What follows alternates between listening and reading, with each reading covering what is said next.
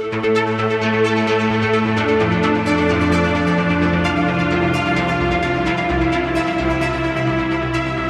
know what? Let's just get to talking. Okay. Because I think we got a lot of things to say, and I'd like to actually talk about some of this uh, Yeah, because it is so relevant to our past experiences. sure. Yeah, A lot absolutely. of what, certainly a ton of stuff I've been studying, and I'm sure you have too over these years in terms of trying to figure out what happened to us and how we might possibly do whatever small part we can to tell people, warn people, give people some advance notice that this is possible. And it's not only possible, it's not hard to do. Yeah, And that's where I think people kind of, I think there's a number of reasons, obviously, why people seem to have difficulty accepting the fact that they are susceptible to propaganda, yeah, you know. yeah, And exactly. actually, you might be exactly the person to be talking to about this because, of course, I'm the propagandist. exactly. And you were literally trained, to do that, and then trained by L. Ron Hubbard to do it. And here we are, right? And you can say a lot of things about L. Ron Hubbard, and I have, and you have, Yes, yes. but I think we can agree that there was maybe, even if only instinctively, or maybe through connections, he learned some things, but somehow he had the ability to get his finger on the pulse of a room or the pulse of people and Yeah, get into their heads and change the way that they were thinking about something. And that's not a skill that everybody's got, yeah, yeah, exactly. you know? I think it was a con man's instinctual skill, Yep. you know, Hmm. because con men know how to con people. That's You right. know? That's right. And I um, think he spent a long time honing that skill. yeah, You yeah, go back to his childhood even, and you see this storytelling thing. yeah, yeah, And there's certainly nothing wrong with having imagination and telling stories, but Hubbard seemed to blend reality and fiction very easily. He would just, blend these things together with his tall tales of his accomplishments and always going on about himself and how wonderful and amazing he was under any context. And people like that aren't common, yeah, yeah. you know. No, no, So when we run definitely into not. them, There's a oh yeah, go ahead. yeah, yeah, no, and certainty is a big thing in Scientology, confidence and certainty. And the fact is that you can approach somebody, a stranger, and tell them the most craziest bullshit. And if you do it with enough confidence and certainty, they're going to go with it. Yeah. That's right. That's exactly right. Because people have this, well, it's our social things at work. You know what I mean? I Yeah. don't want to get Yeah. too involved in it, but it's, you assume the default position for most people is that when they are told something or given a piece of information, they tend to want to believe it. They tend to want to go, oh, well, let me, see how that could be that way, rather than, hang on, that that's not right. You know? Yeah. Yeah. Exactly. There was, there's a issue by Hubbard, and I haven't been able to find it online, but I think it's called How to Study Scientology. You remember that one? I think I do. Describe it. Well, in that, he says, when you're studying Scientology, you have to find something that you agree with, Yes, that's right. and and then find another thing that you agree with, and another thing you agree with. Right? That's right. That's hypnosis. Good point. It's a hypnotic technique, which is very well known, interestingly enough, by salesmen. Hmm. They have this maxim Oh, of yes. get the customer nodding, get the customer agreeing, and you go, okay, well, this car has the best safety rating of any car on the market. Now, don't you agree that your family would be safer in a car like this? Yes, yes. And it gets you like nodding and nodding and nodding, and pretty soon they have a sale, you know? That's right. That's exactly right. In fact, I remember so clearly Ron Miscavige Sr. coming down to Pack Base. I'll Mhm. never forget this briefing because it really kind of hit a chord with me because I got into doing sales. And of course, in Scientology, as Sea Org members, we were all branded as salespeople at every event. Yeah, yeah. And then I became a reg for a while. And Ron came down and he was briefing the crew on sales. And he said something that stuck with me to this day. And in fact, even in my interviews with Ron, I've back mentioned this and said, you taught me this. Yeah. Sales is a series of agreements. Yes. And you're leading a person down a path of agreement until you finally get them to agree to buy the product or service you're trying to sell them. But you don't start at the say yes to the sale. You start at say yes to something anybody would agree with. Anything. Yeah. Yeah. Exactly. You know? And yeah. But here's the interesting thing is that opens the door to how to undo Scientology. Yes, that's right. Which is, and I've done this with people. You say, there's more to it than this, but you say, is there anything that Hubbard said that you disagree with or that wasn't true for you, as they say, you know? Yep. And then people go, I don't know. Well, just think, is there anything at all that Hubbard said or Miscavige said or anything in the running of Scientology or anything that you disagree with? And they go, well, yeah, I disagree with this. And if you press it, the floodgates open and they start going, well, I disagree with this, and oh, this is wrong, and blah, blah, blah, blah, blah, blah, blah, blah, and then they're out. That's right. Yeah. That's basically the anatomy of an intervention. Yeah. Basically. I mean, there's a lot other complications to it and other things that can happen, but that conversation, that process of the person opening up and realizing that there are things that they can disagree with. Yes. And then realizing that they do have some disagreements, because often they'll suppress the shit out of that. Oh, yeah, yeah. You know? So you're providing a safe space for them to be able to communicate these things.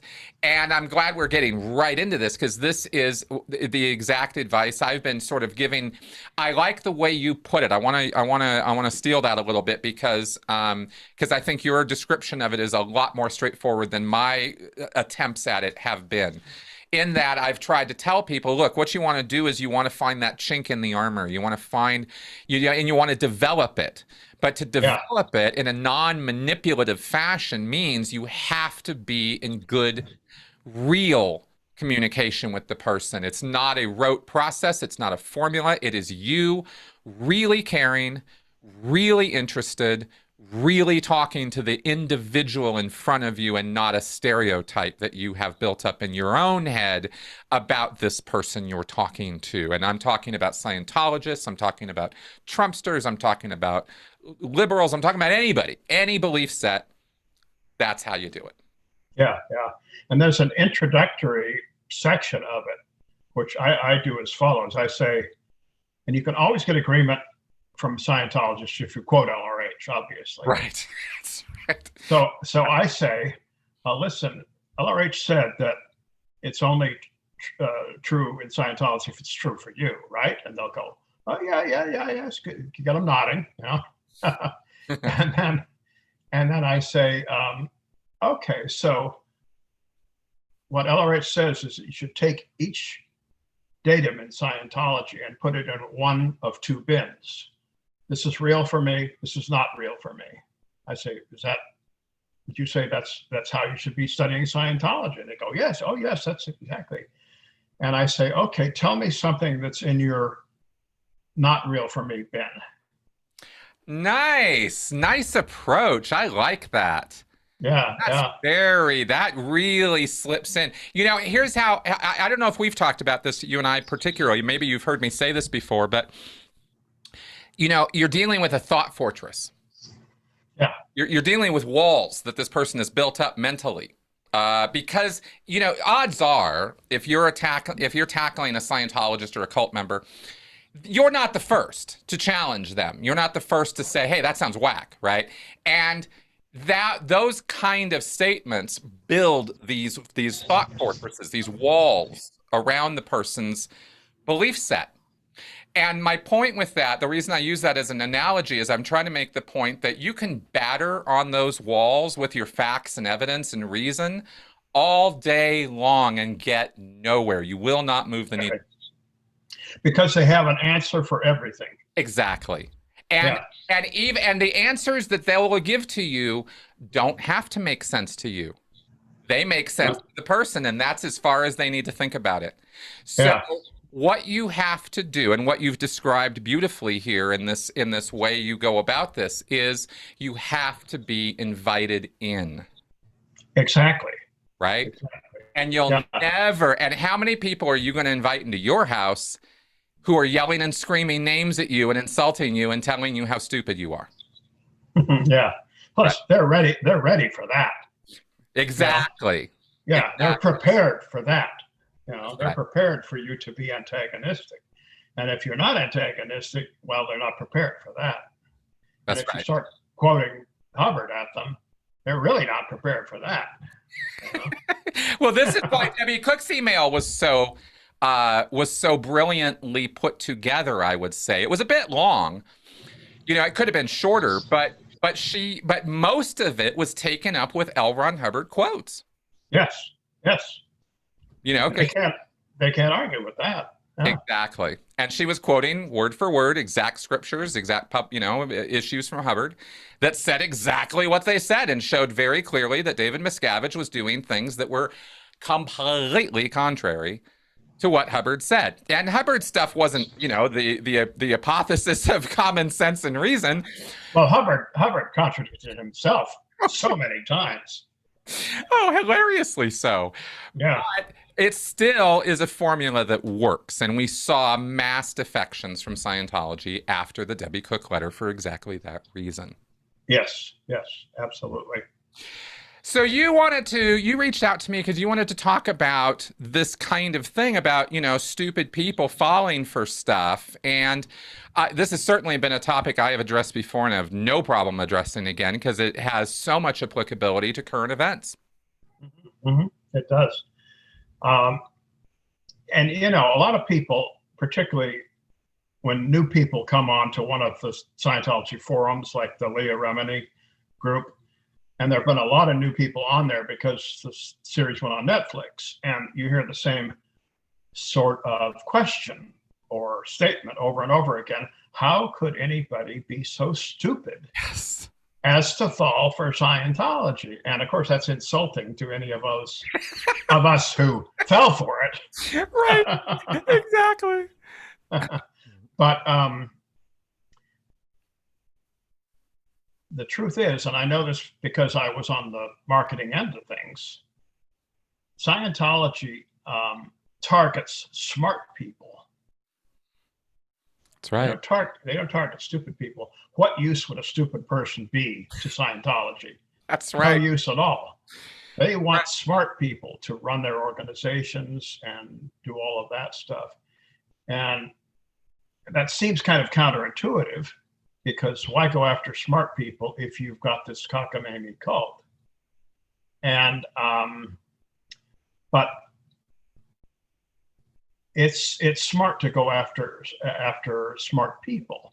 Mm-hmm. And I'm reminded of Harry Houdini, who once said that smart people are easier to fool than stupid people. Did he? Did he say that? Because I've said that many times. I didn't know I was paralleling Houdini. That's awesome. Yeah. Houdini said that, and that idea has got me thinking, because of course that's who we targeted in all of the Scientology marketing, was college-educated people. Yep.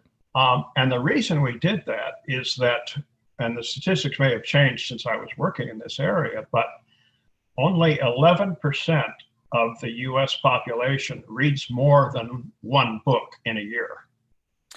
Wow, that few. I knew it was small, but I didn't realize it was that small. It is very small. And if you take fiction out of that, it's even smaller.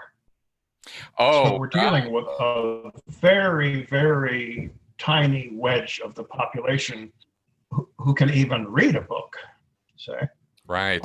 So, and you say, why is that important? Well, I think, and you've had some contact with flat earthers, right? Oh, yes. And we tend to think flat earthers, they must be so stupid. But actually, I think that they're very smart because they have so many spinning plates to balance, and and their cosmology is so intricate. Yep. And so entangled, but it has an internal logic to it. That's right. So Right.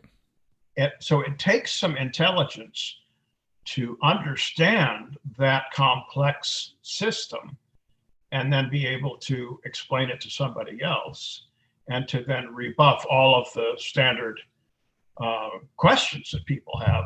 What about sunsets? What about stars? What about seasons? And they all, well, the answer to that is this, and the answer to that is this. They've got it all in their head. So I think these people have to be pretty smart to balance all those plates in the air. I agree with you.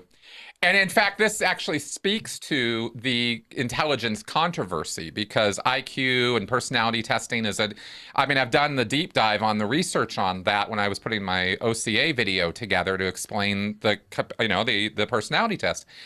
And this is an incredibly difficult topic. It is not any walk in the park to figure out how to define and then measure accurately someone's quote unquote intelligence.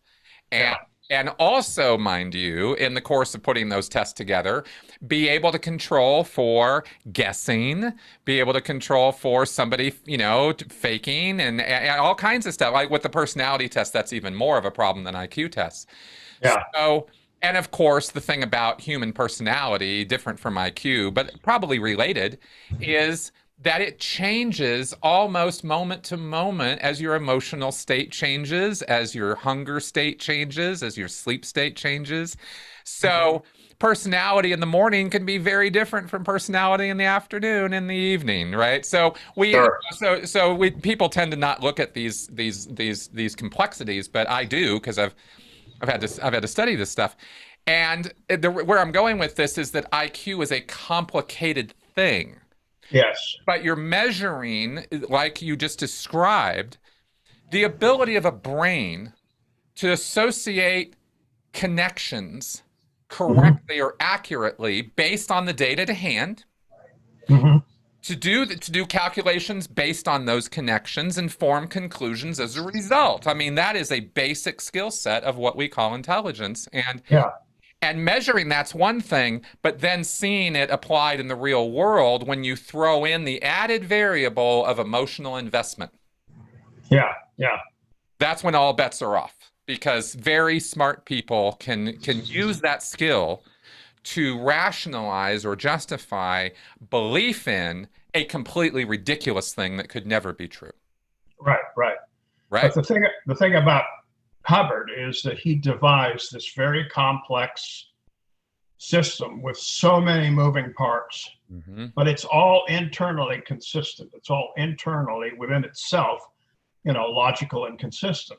Yeah. And as long as you don't ask too many questions around the edges. Right. Yeah, exactly. As long as you are, like he said, looking for something you agree with and looking for another thing you agree with. And this construct basically then builds itself in your head. Yeah. And and Hubbard always said, get them to read a book. He says, if you want to get people in Scientology, get them to read a book. And that worked because I took that literally and I started selling books, selling the Dianetics book, which is a complete cohesive system. And sure enough, people started coming into the org, and that was the late 80s boom. That's right. Which was pretty much the last real boom of Scientology. Yeah, it's been declining ever since. That's Yeah. right. That was the last hurrah, and that was sort of a echo of the hurrah from the '70s, where things were really, really legitimately in a boom period for Scientology until Oh Hubbard yeah. and the GO totally, messed it all up and sort of cut the foundations out from the bottom, and everything kind of started collapsing. Yeah. Yeah.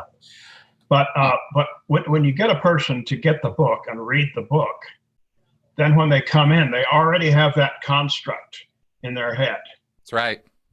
and it's easy then to put them under the spell. That's right. Plus, it filters. I'm sure this occurred to you that it was a filtering process as well, because people who won't read books, can't read books, well, they're right out the door. We're not even looking at them or interested in them. And for the most part, we weren't, because people who can't or won't read books generally aren't making the big bucks. Right. And they Generally can't. speaking, generally speaking, there's always exceptions to this. I am not in any way, down on people who are not educated and saying they can't accomplish anything in life.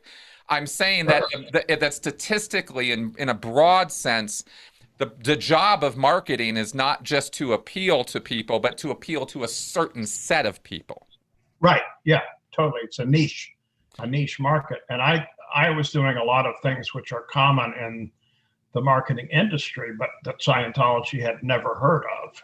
Mm-hmm. For instance, I took the international addresso list. This was completely forbidden for me to do this. I took that address, that list of Scientologists, and I got it onto a computer disk, and I turned it over to a company that specializes in demographics. Ah. And this was verboten. You were not supposed to do this. No, you can't send those mailing lists anywhere. That's completely forbidden. But I managed to get this done, and they ran them through their computers, their databases, which have all kinds of other variables in them. Mm-hmm. And they came back to me and they said, "Okay, we have your demographic. What is the demographic profile of a Scientologist?" And we found out it was college educated, about 60% male, 25 to 35, Mm-hmm. and some college education. Interesting. And so I took that to my media company, and I said, "This is my target market. Give me a media buy that reaches those people." And that was a huge factor in selling as many books as we did, because we were appealing to those people who were most likely to become Scientologists, just demographically. Exactly. And that's marketing 101. And yet, interesting to me that Scientology had built up for 3 decades prior to you doing this, on whatever other half-assed approach they were taking. And I'm curious, because you got involved in the marketing business of Scientology in the '70s, actually late '60s, early '70s, right? Well, that's when I joined staff. Yeah. I was initially putting together magazines and brochures and flyers and that sort of thing, which is a bit different.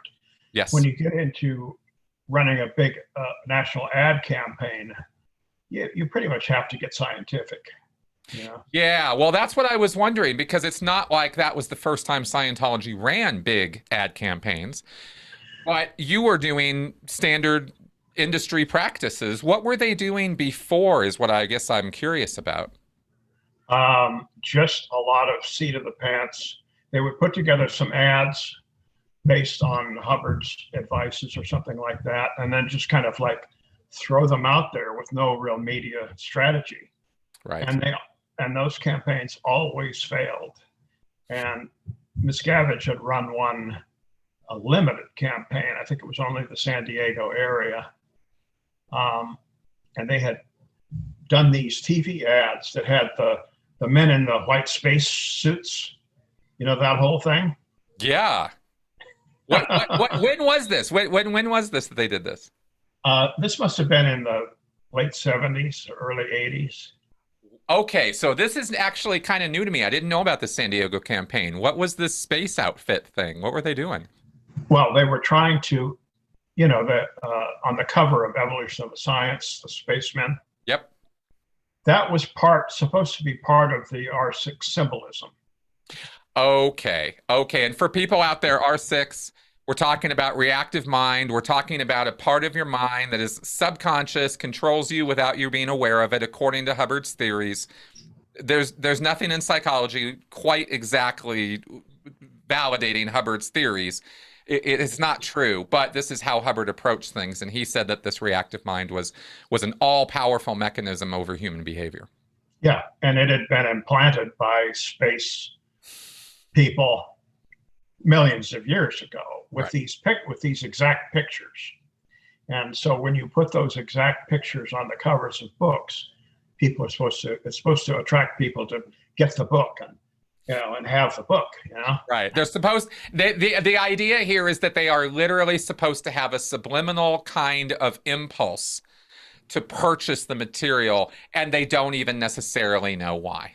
Right, right. And that's why the volcano was on the cover of Dianetics. Exactly. Same, The whole same Xenu thing. story.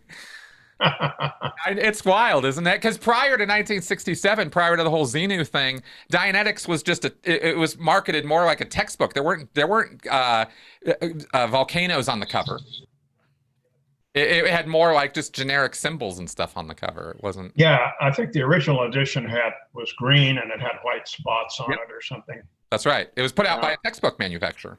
Yeah, yeah, exactly. So that's what it looked like. Yeah, it looked like a textbook. Yeah. But then Hubbard had this epiphany in 67. And Mhm. it was funny, you and I corresponded about this because somebody asked me about it recently in a Q&A, and this was really serious. This wasn't just a one-off that you just described. Hubbard actually sort of focused Scientology's marketing efforts thinking that this subliminal kind of, impulse, this implant sort of thing would really make Scientology take off. It was a very, very strange idea. It was one of his strangest, I thought. Yeah, yeah, exactly.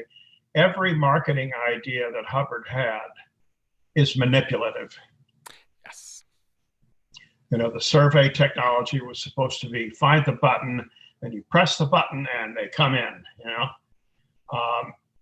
You find their tone level and then you go half a tone to a tone above and you can control them. And it was all about manipulating and controlling, the audience. That's right. Because Hubbard's base assertion, and you tell me if you agree with me on this, it seems to me from all the things I heard him say, that it seemed he had a pretty low opinion of people. And he seemed to be convinced from his quote unquote research that that people were basically, he wrote as much, that people were basically walking around in a hypnotic daze. Yes, he said that. Yeah. Yeah. And that you have to impinge on them to get them to come into Scientology. And it's only through Scientology processing that they will snap to, wake up, and realize. Yeah. Yeah. And that was the basis of, so-called hard sell. That's right. Buy this book, get this course, bam, bam. And you had to have those commands. The headlines had to be commands, buy this book. And you look through Scientology magazines and it's just the craziest thing. Buy this book, do this course, blah, blah, blah, That's right. That's right. It is a lot of commanding, and that is exactly in alignment with what Hubbard wrote in marketing about how to talk to the raw public, he called them, or the wogs. Yeah, yeah. So this San Diego campaign was totally based on that idea. Show these guys in these space uniforms. I don't know if you remember back when AOLA staff had to dress in those uniforms. I do, back in the early 70s. And Yeah. silver helmets. I mean, it looked ridiculous. Yeah.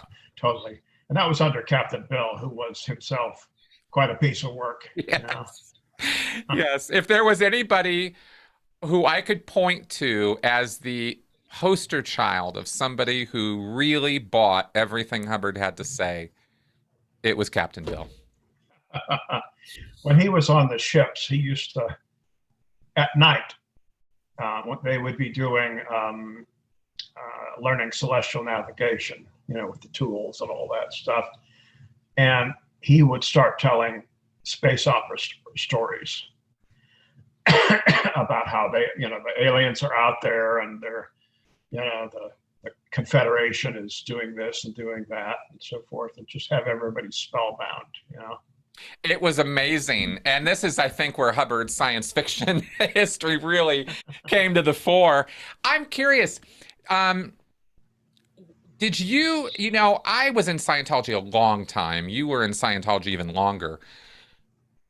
Did you, over all those years, dive into the cosmology? Did you try to figure it out? Because I did. And it was difficult because it was so piecemeal. He would drop a line here. He would give a paragraph of information about Markab and the free being. He would drop a line in Scientology and effective knowledge about some space opera thing.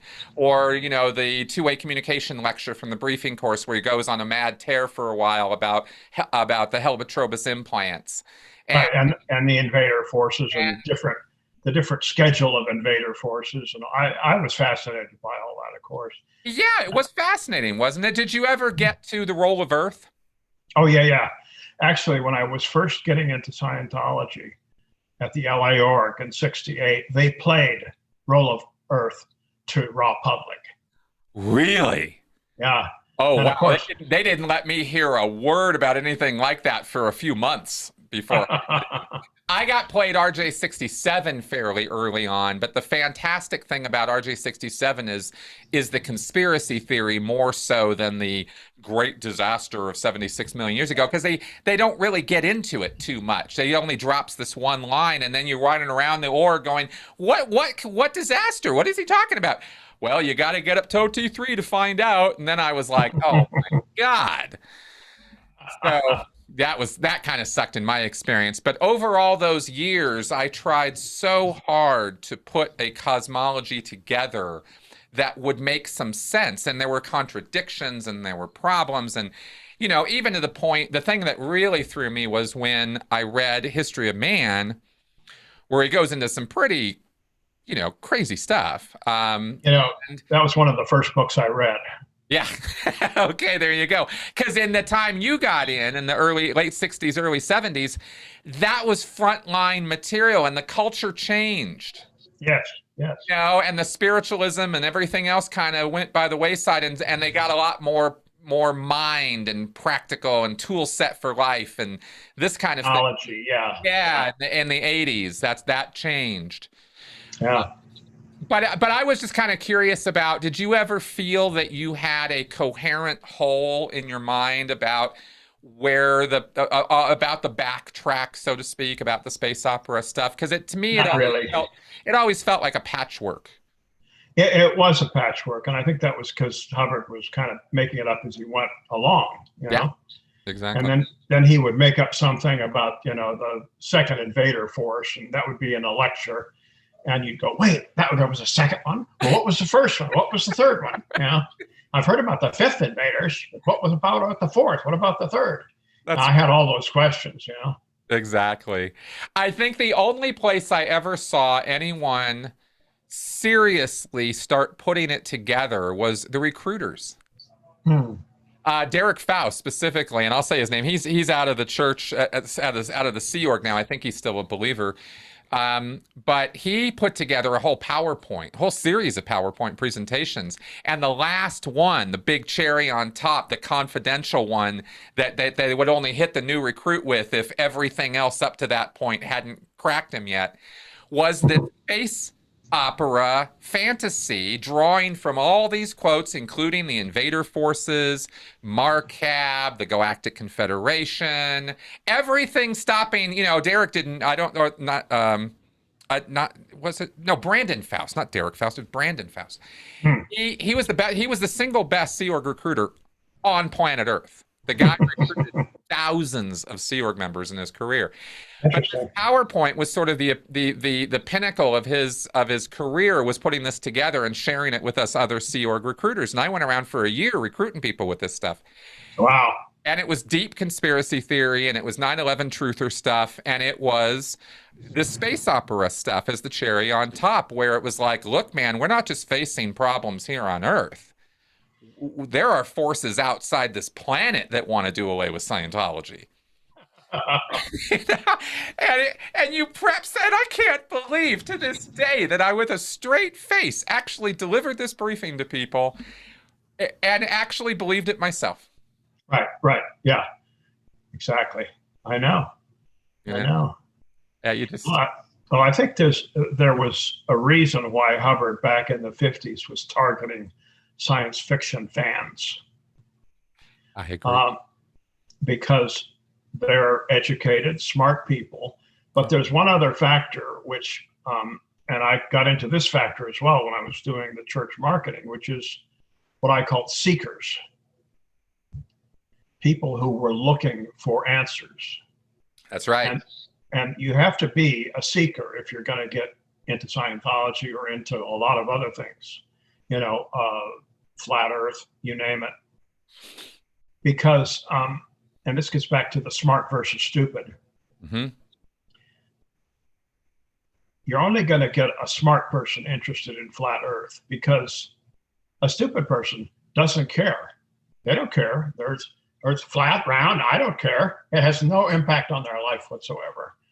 That's right. So they're not going to get interested in it. But and it's true that if you're arguing with a flat earther, you practically have to have a degree in astrophysics to counter their arguments because they're so complex and so tortured and so forth. That's right.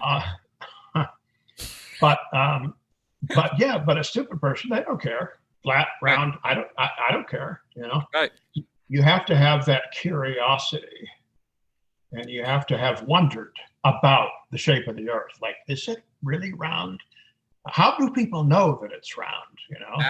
That's the key question right there. That's the one that hooks people, because they go, well, wait a minute, how do I know it's round? Well, because I was told. Because they don't really understand all the science of it.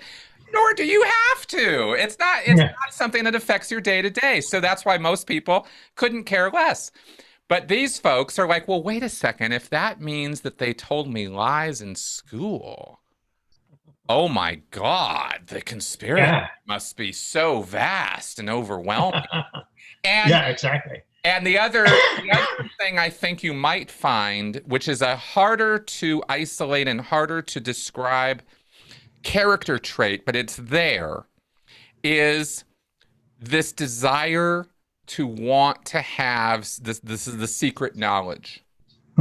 Yes. Have the inside scoop, right? Yeah, to be smarter than everybody else. Yes. And more important because you are one of the bearers of the true knowledge. That's right. It's a status button, and it is a superiority button. I guess those are the same thing. Yeah, it gives you status and superiority. So so that's another little factor in there too. But that's something that's developed over time. Like we talk about in Scientology, how it kind of creates a narcissistic headspace. That's how it does it, because Hubbard is continually telling his followers how they are the upper crust, the smarter people, the upper 10th of the upper 20th of human populations. That are, those are all the auditors, right?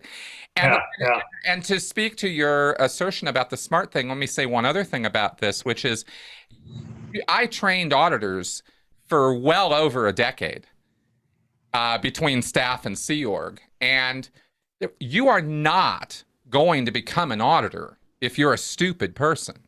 Right. Yeah. It's too many moving parts. Way too many and especially when you graduate up to the professional, where you got the e-meter and you're having to keep the worksheets and you're running processes that have multiple commands, and you got to keep track of all this stuff, and all the PCs signs and indicators and all that stuff. I mean, like you said, there's all kinds of spinning plates in an auditing session, and it takes hours and days and weeks and months to learn how to do that. And I'll tell you, there were some people that you just really couldn't train to do it. And it wasn't because they were too smart. It was the opposite. They couldn't hold those many thoughts together in their head at one time and put it all together. Yeah. So there is, I really believe that what you're saying is absolutely true about this. Yeah. Yeah. Yeah. When my media company first started bringing me television buys, and there would be certain TV shows that they would be buying because they fit the demographic I had given them. And they brought me a buy one time, never forget it, and it had Saturday morning cartoons. And I said, "What's this? Why are you recommending placing ads in Saturday morning cartoons?" They say, "Well, it's exactly your demographic. It's males, 24 to 35." And I'm going, and I said, "Okay." Those are the ones watching the Bugs Bunny cartoons. The Bugs Bunny, yeah, exactly. And I sat them down and I said, "Listen to me.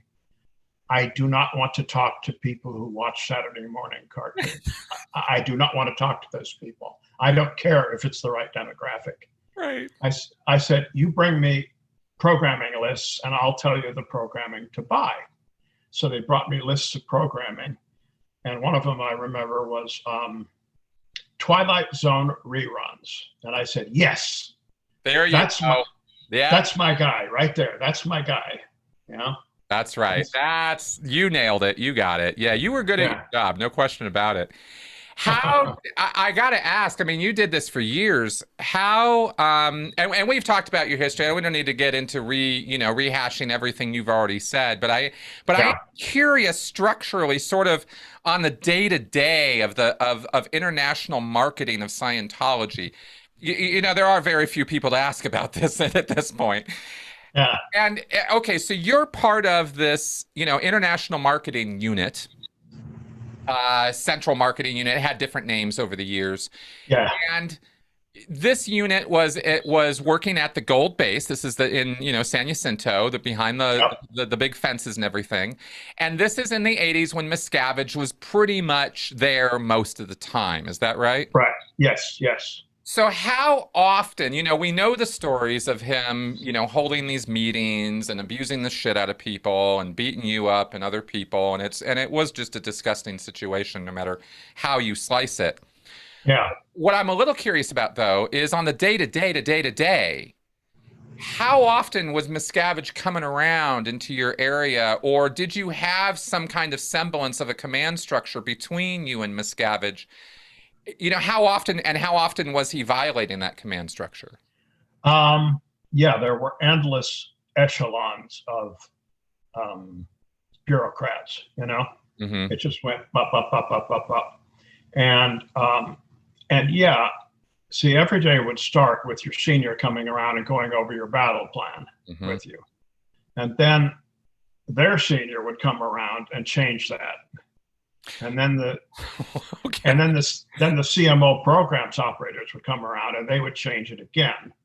Right. Yeah. Right. And this would go on and on until 3 p.m. And then it would be everybody rushed down to the conference room for a meeting with COB. And then everything got thrown out, Right. And it was whatever orders he issued at the meeting. And the meeting would generally break up in the evening sometime, and we would have to get a submission on his desk first thing in the morning, which meant no sleep. Right. Yeah. Right. Unless and then you would sit on these submissions for quite some time. Yeah. Yeah. So you brought, it's like hurry up and wait for at his pleasure. Yeah. Yeah. Well, when I was last there, which was in the early 2000s, mm-hmm. we were putting together what we were calling the basics, mm-hmm. All the books and lectures, which I think was called the milestones or something after that, or the basics. They were called the basics. We called them the basics when they came out. The basics, yeah. That first initial wave of all of the basic books of Scientology and the lectures that accompanied them. Yeah. Yeah. Well, we were putting together all the materials for that release. And we had put together a catalog of all of that stuff. Mm. And then we would submit that at some point during the day. And then we would all get called to a meeting, and he would just rip it to shreds. It's terrible, it's terrible, it's terrible. And you have to fix it, and this is wrong with it, and this is wrong with it. And I want it on my desk in the morning. And then we work through the night, get it onto his desk, maybe get 2 hours or 3 hours sleep, if that.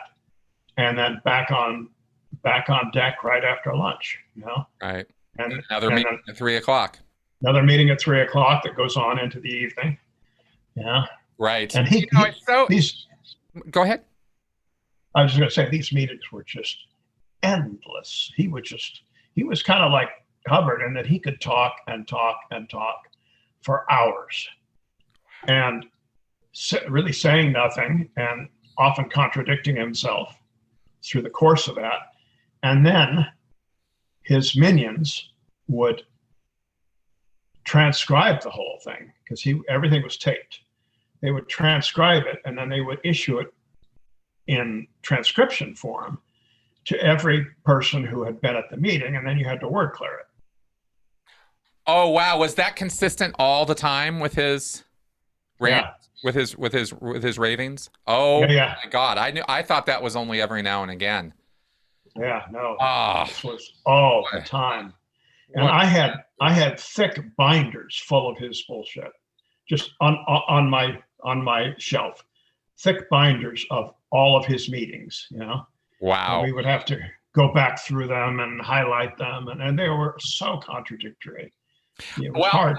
I'll tell you, I've seen those, not the ones you're referring to, but at Bridge Publications. Yes. He did the same drill. He micromanaged the acquisition, renovation, and then creation of the production line of books and lectures, the CDs. Yeah. It took 2 years. It took 2 years of back and forths and inspections and working this out and working that out to get all the kinks worked out to basically create an in-house publishing facility that would produce products that, admittedly speaking, were quite good. I mean, I worked on that line myself for 9 months. The books were incredible quality. Yeah, great quality, but they were out of date almost the minute they hit the shelves, because they didn't start CDs until well into the CD boom. That's right. And by the time they got those CDs out on the market, it was MP3s and everything else. That's right, and DVDs. That's right. And to this day, they're still mainly producing these CDs as the lectures. They haven't even bumped up the game to the DVDs at that level, much less. Oh, here's a question for you. This is one I get asked all the time, and I really don't have a good answer to it, which is why I've put off answering it for all this time. But I'm curious about your take on this. And then I'll get back to the binders at Bridge, because we had those same kind of binders of COB transcripts of his orders at the Bridge level, and they had multiple binders of this. Yes.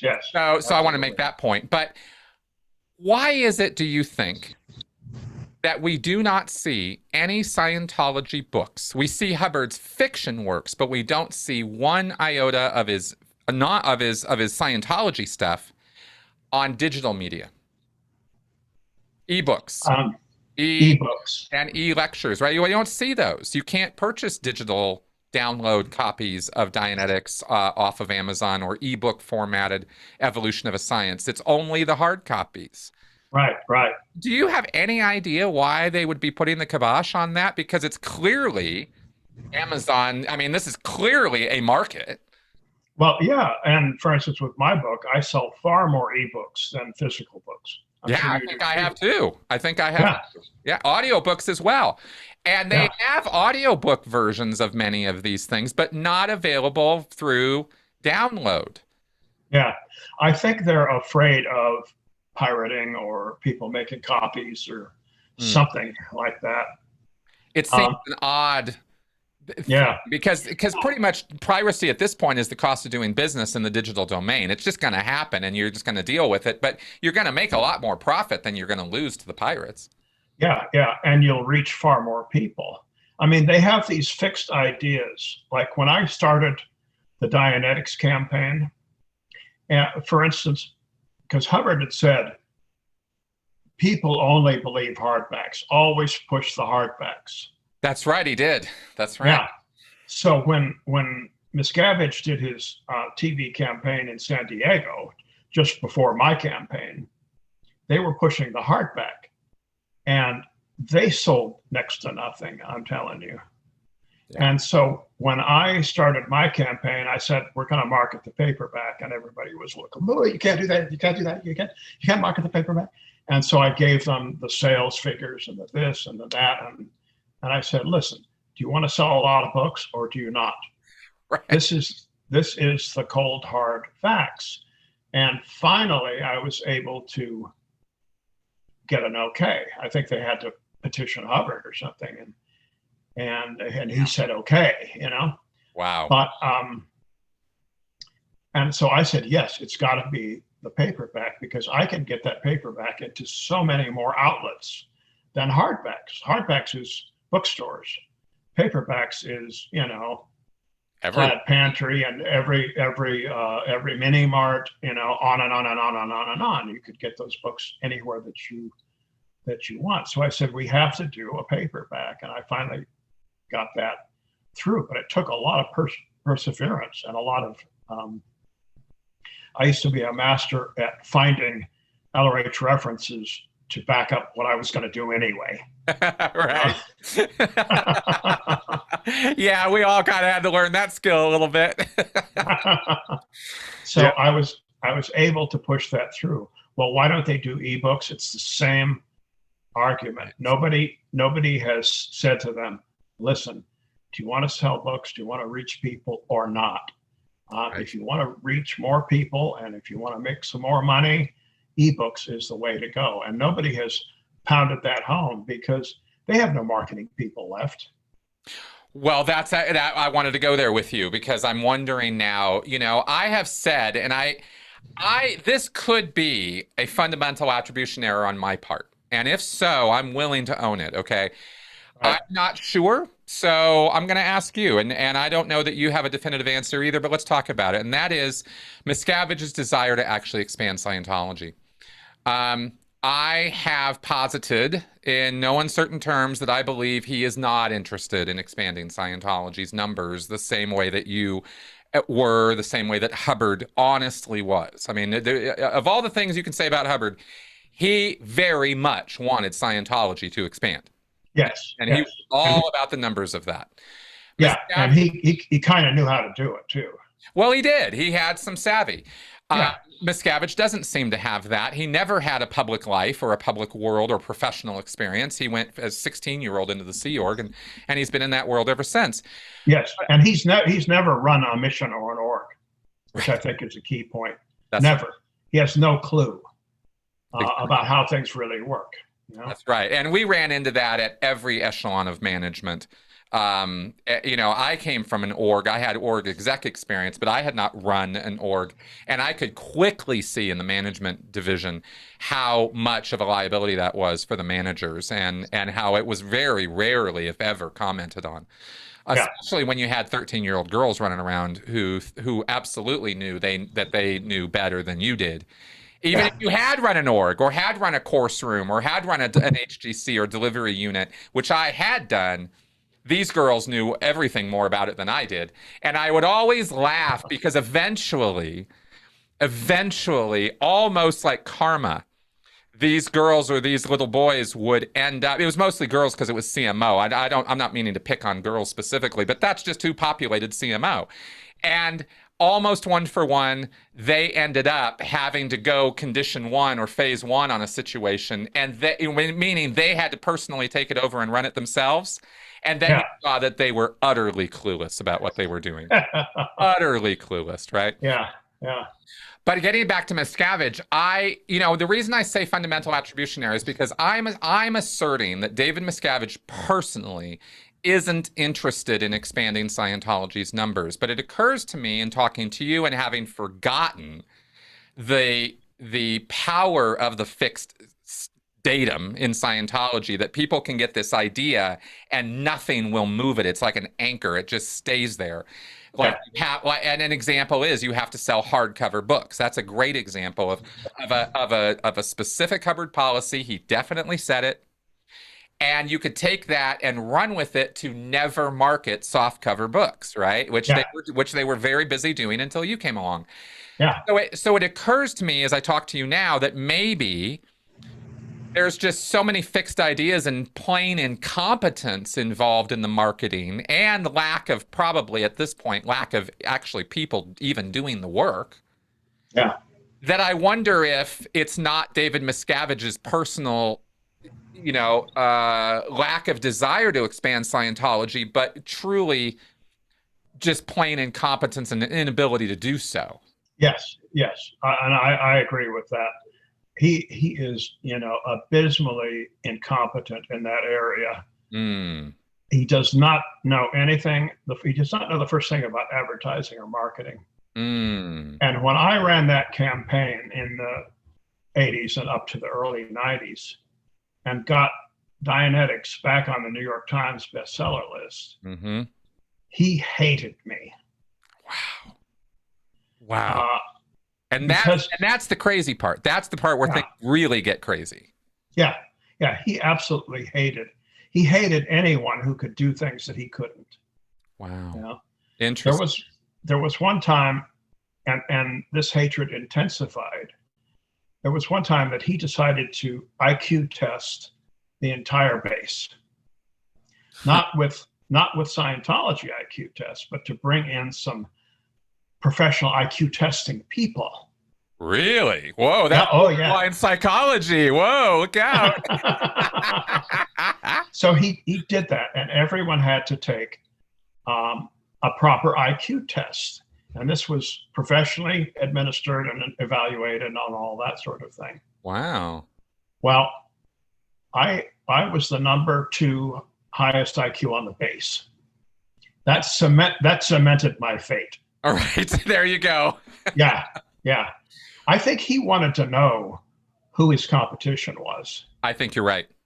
I think that's exactly why he did that, because that's the kind of calculations behind the narcissistic mind. And that is, and there's no question at this point that is where Miscavige lives. Yeah, exactly. And after that, he was just merciless with me. Wow. Constant verbal abuse every time he saw me. Just constant taunting and verbal abuse, and then that turned into physical abuse, shoving me, knocking me down, hitting me, whatever he could do. Wow. Do you happen to know if he took the test? I don't know. Probably not. I'm wondering if he maybe did it privately, right? Just so he would see where he was at compared to everybody else. Like, that's the kind of thing I could see him doing. Yeah. But I wonder. He's, or on the other hand, he could have simply assumed he was at the top of the list and known that was true, and that would have been that. Yeah. I think he more or less assumed he was the top person. Right. But I'll never forget one time he came down to the marketing area and he just walked up to me and I think he hit me and knocked me flat on my back on the ground. Wow. And then he said to me, "Do you know why I did that?" And I'm like, "No, sir, I don't know why you did that." And he said, "To show you who's boss." Right. There you go. That's it. There you go. And I think that was the most honest thing he ever said to me. I think that's true. I think that's exactly true, because that was his game. He's a tough guy. Yeah. He's a tough guy in a little tiny body. Yeah. And he flexes those muscles, and he wants you to know, and he wears those tight shirts, and he wants you to know he's the man. He's the tough guy. Yeah. There was another time he was standing next to me talking to another person, Rick Cruz, I think, or somebody, and he said, "Look at him," pointing to me, and he said, "He really wants to hit me. He really wants to punch me." He said, "I wish he would, because then I could really take him down." Wow. And just think about, in any organization anywhere in the world, military or otherwise, what that kind of behavior, what those kind of statements from the top leadership do to the morale of the entire organization. Everybody within earshot of that is affected. Yeah. You know? Exactly. But again, they don't see it. You know, I was beat up by him in a meeting, laying on the ground, and people were just like, what are you doing on the ground? You know? Right. Yeah, it's all you. Why don't you get up? You know? Right. Exactly. You're literally laying there hurt. Yeah, it got pretty crazy there. Do you think, he's not at the base a whole lot anymore. This is all just conjecture, of course, on our part, but I'm always down for educated conjecture. Sure. He seems to be spending a lot of time at Flag now.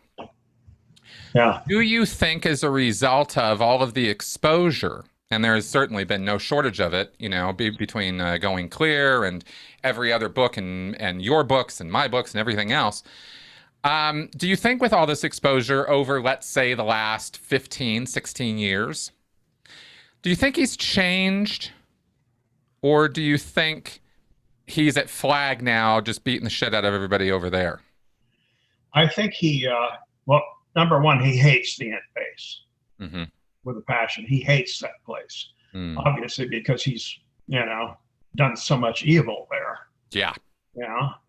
And so he can't face the people there because he doesn't want to be there. He hates being there, which is fine with the people who work there.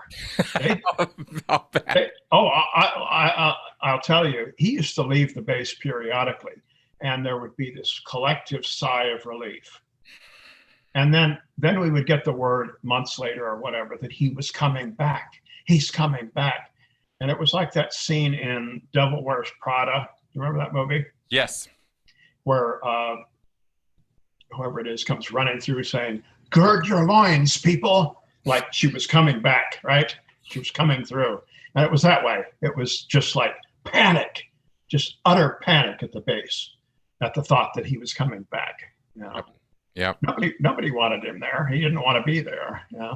I think we had the exact same phenomena at PAC, except we all had to pretend that we did want him there. Right. Because did you guys ever talk amongst yourselves, maybe after he was gone for a couple months or something? Like, did things ever loosen up at the base enough for people to do more than nudge, nudge, wink, wink each other about how oppressive he was? You could never talk about that. Yeah, I thought so. Yeah, I thought so. Even when he'd been gone for a while, you couldn't talk about that.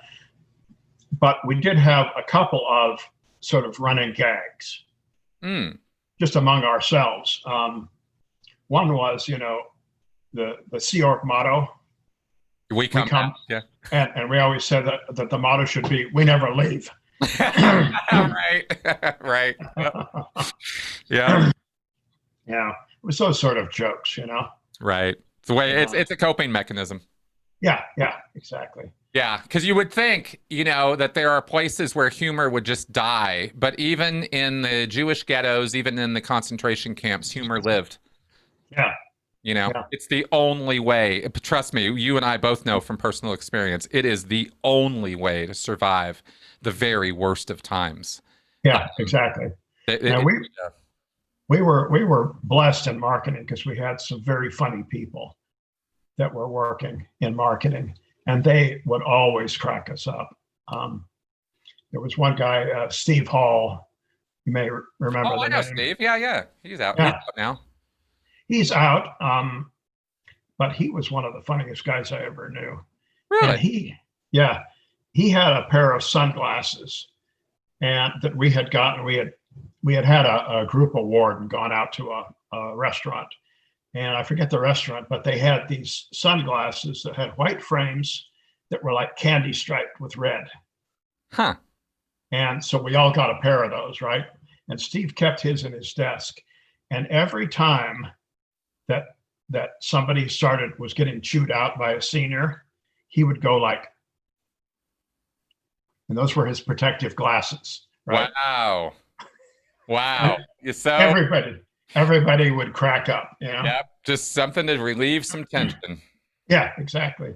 Yeah, Exactly. you need it. You need it to survive those times because it's just because you know, obviously physically, you know, your brain's getting flooded with stuff that's just really not fun Yeah. to experience, you know. Yeah. Wow. Exactly. Wow. So it could well be then that the lack of growth of Scientology, or what we see in terms of what's prioritized in Scientology and the direction it's going, is just really just a straight up reflection of pure incompetence on the part of Miscavige and whoever else he's got there to Yeah. expand Scientology. At this point, he's just decimated the whole situation. Yeah. He was always more interested in the existing field than in new people. Mm. New people are a lot of trouble. Mm-hmm. You've got to educate them, you've got to put them through courses, you have to do this, you have to do that. They take a lot of time to develop, and not much return at the beginning. They're getting $50 courses, That's right. you know, or they're spending a couple $100s on an academy level or whatever. It's not big bucks. The big bucks are always with the OT levels and with the elves Yep. at flag. And you want to know why he's at flag? Well, that's where the money is. You know, That's right. that's where the money comes in, and he can put direct pressure on them from there. But so he was never interested in new people. And I could go to him and I could say, well, remember the more info cards in the books? Yep. You know, if you want more information about Dianetics, fill in this card and send it in.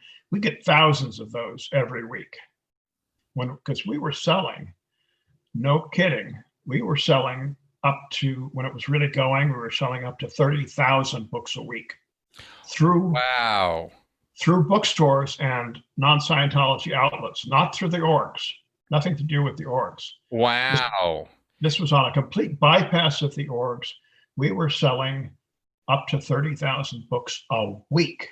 That's a lot. Which That's is a lot of books.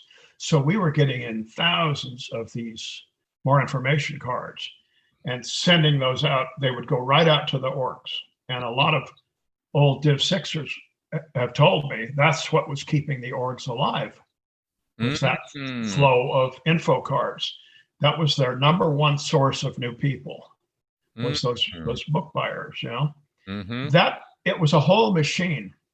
And the question, and then, but Miscavige's big beef with me was, well, why aren't those people showing up on academy levels or the upper levels and so forth and so on?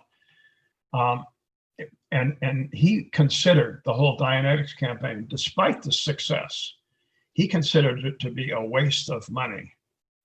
Wow. Because it was costing more to get that more info card than we made on the book sale. And I did the calculations actually one time when they were trying to offload me.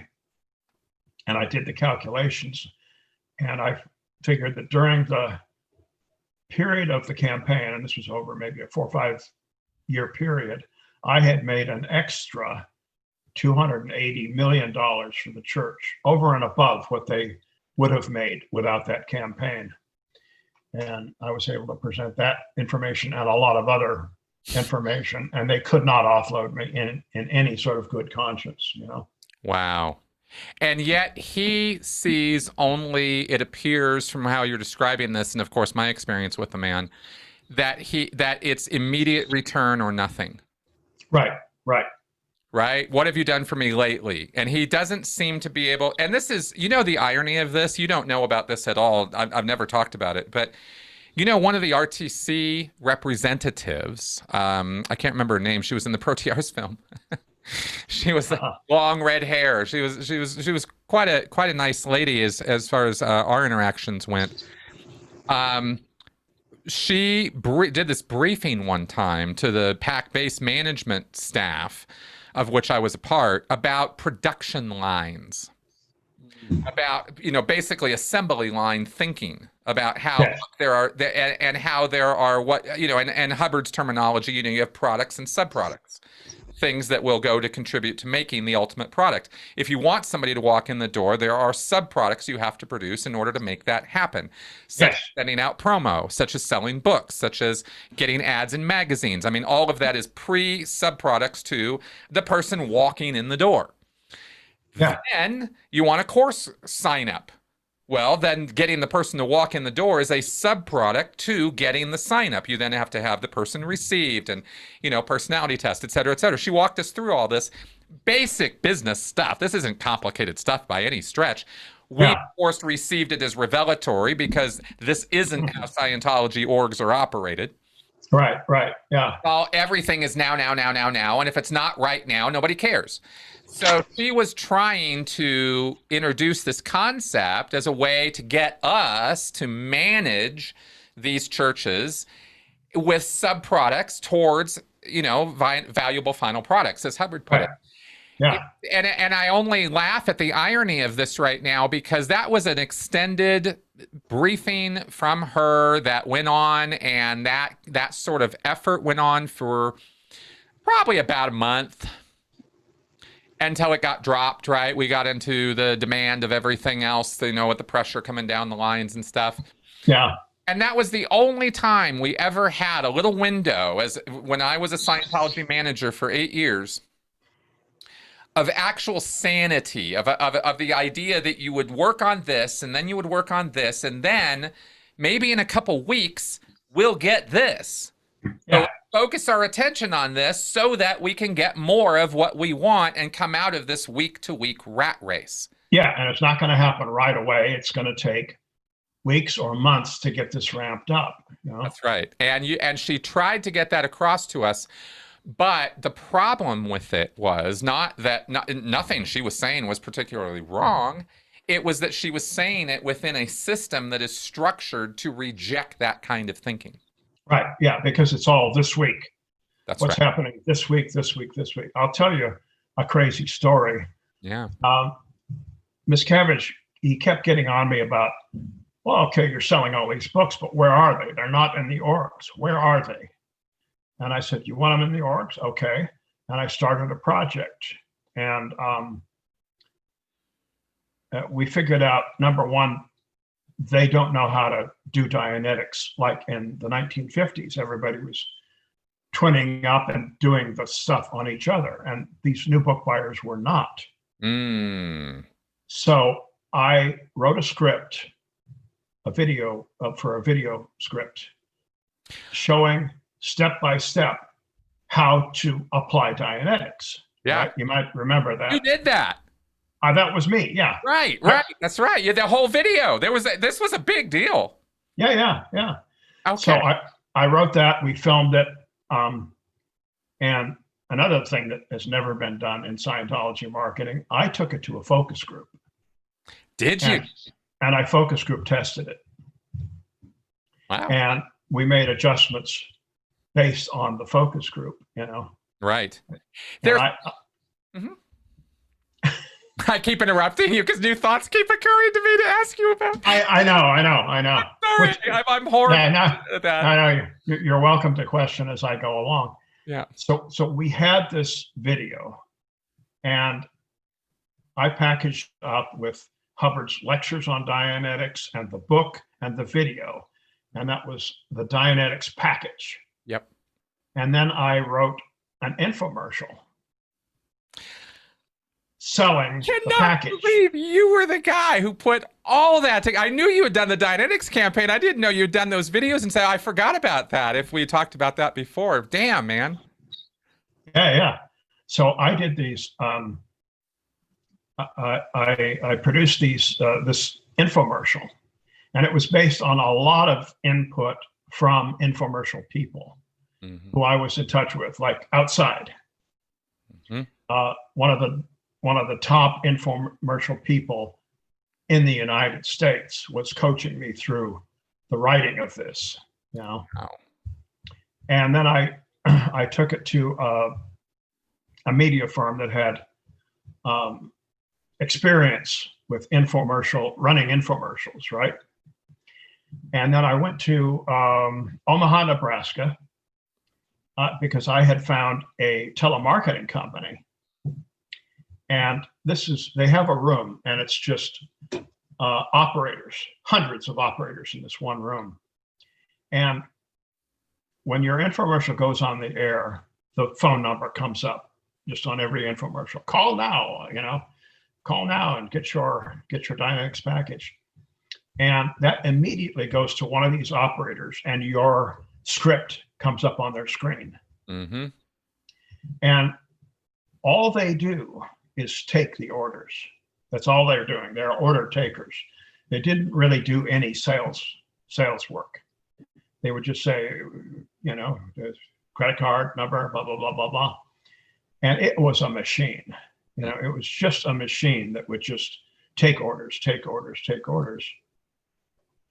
And so we started running this, and sometimes nothing would happen, and sometimes we'd get orders. And this program went on for, I don't know, six or 8 months. And we sold during that time over 500 of these kits had been sold. So Miscavige is telling me, okay, all very well and good. You're selling the books, you're selling the kits. Where are these people? How do we get them into the orgs? And I said, let me work on that. So I was working with a guy named Phil Anderson. I don't know if you know Phil. I was on the RPF with Phil. I know Phil very well. Yeah. He ended up getting busted. Yeah, because I was on the RPF with him after all of this went down. But yeah, I remember Phil. Yeah, so he was like my right-hand man. Okay. Back in those days. Okay. So, and he was a very good public speaker. Mm. So we decided, okay, we're going to develop a seminar format. So we worked out all this. It was scripted out. Phil would give a talk. We would play the how to apply Dynamics video. And then we would twin them up and have them do just a simple session with each other. Mm-hmm. Right there, Mm-hmm. And then, we would take them into the orgs, after they'd had a session, they'd experienced a session, Mm-hmm. and from both ways, And so we started piloting this. Phil and I went to Atlanta and rented a hotel room, a big conference room. And we took all of the more information cards and sent out a flyer that said, come in for this seminar, learn how to use Dianetics, Were you charging for it, or was it a free seminar? Free seminar. Okay. We got, that first seminar, we got 50 people in. Wow. Which was good. Mm-hmm. So we had 50 people in a hotel room and twinned them up.